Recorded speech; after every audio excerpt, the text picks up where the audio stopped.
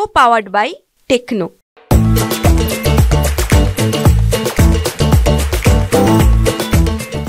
त्योहारों से पहले सभी तरह के एडिबल ऑयल महंगे हो सकते हैं। इसकी वजह है तेलों के आयात पर लगने वाले सीमा शुल्क में बढ़ोतरी।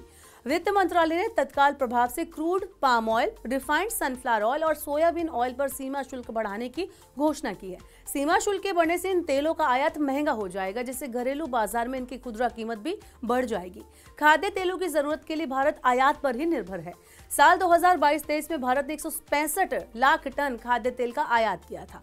घरेलू स्तर पर खाद्य तेल के होने वाले उत्पादन से सिर्फ 40 से 45% जरूरत ही पूरी हो पाती है। बाकी 60% जरूरत को पूरा करने के लिए तेलों का आयात करना पड़ता है। खाद्य तेलों पर सीमा शुल्क बढ़ाने के फैसले का बचाव करते हुए एक वरिष्ठ अधिकारी ने कहा कि सरकार के इस फैसले से किसानों को काफी लाभ होगा, क्योंकि इससे उनकी आय बढ़ेगी। कच्चे पाम और रिफाइंड तेल पर सीमा शुल्क बढ़ाने के सरकार के फैसले से किसानों को काफी लाभ होगा, क्योंकि इससे उनकी आय बढ़ेगी। आपको बता दें कि वित्त मंत्रालय ने crude palm oil, soybean oil और सनफ्लावर सीड ऑयल पर बेसिक कस्टम ड्यूटी को 0 से बढ़ाकर 20% कर दिया। रिफाइंड पाम, सोयाबीन और सनफ्लावर ऑयल पर बेसिक कस्टम ड्यूटी को 12.5 यानी 12.5% से बढ़ाकर 32.5 यानी 32.5% कर दिया गया है। कच्चे तेलों पर प्रभावी शुल्क अब 5.5% से बढ़कर 27.5% और रिफाइंड तेलों पर 13.75% से बढ़कर 35.75% हो जाएगा। अधिकारी का कहना है कि सोयाबीन और तिलहन किसानों के लिए ये बहुत बड़ी मदद होगी, क्योंकि महाराष्ट्र और मध्य प्रदेश के किसानों को इससे बहुत लाभ होगा, क्योंकि इन तिलहनों का उत्पादन यहाँ बहुत ज्यादा मात्रा में होता है।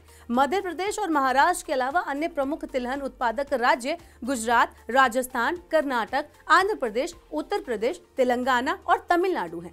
खाद्य तेलों पर त्योहारों से पहले कस्टम ड्यूटी बढ़ाना एक पॉलिटिकल स्टंट भी माना जा रहा है। महाराष्ट्र और हरियाणा में अगले महीने विधानसभा चुनाव है और हम आपको पहले ही बता चुके हैं कि महाराष्ट्र एक प्रमुख तिलहन उत्पादक है।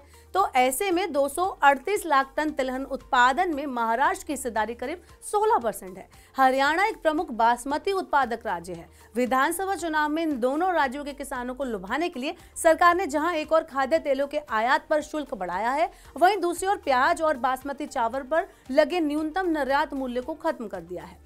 वाणिज्य और उद्योग मंत्री पीयूष गोयल कहते हैं कि प्याज के ऊपर से न्यूनतम निर्यात मूल्य हटाने और निर्यात शुल्क 40 से घटाकर 20% करने पर प्याज का अधिक मात्रा में निर्यात होगा, जिससे किसानों और निर्यातकों की आय बढ़ेगी और कृषि क्षेत्र में कारोबार को भी बढ़ावा मिलेगा।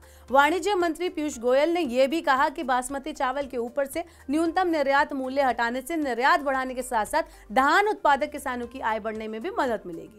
इन फैसलों के जरिए भले ही सरकार की मंशा निर्यात बढ़ाने और किसानों की आय में वृद्धि करने की हो, लेकिन जिस समय ये फैसले लिए गए हैं उससे कहीं ना कहीं सरकार के मंसूबों पर शक पैदा जरूर होता है। खुदरा बाजारों में प्याज की ऊंची कीमतों के बावजूद इसके निर्यात पर से न्यूनतम निर्यात शुल्क हटाने का निर्णय भी हजम नहीं हो रहा। आपका क्या कहना है? क्या सरकार वाकई में किसानों की भलाई के लिए ऐसा कर रही है या ये पॉलिटिकल स्टंट है? आप हमें कमेंट बॉक्स में बता सकते हैं और ऐसे और वीडियोस के लिए देखते रहिए मनी 9 और सब्सक्राइब करें मनी 9 का यूट्यूब चैनल।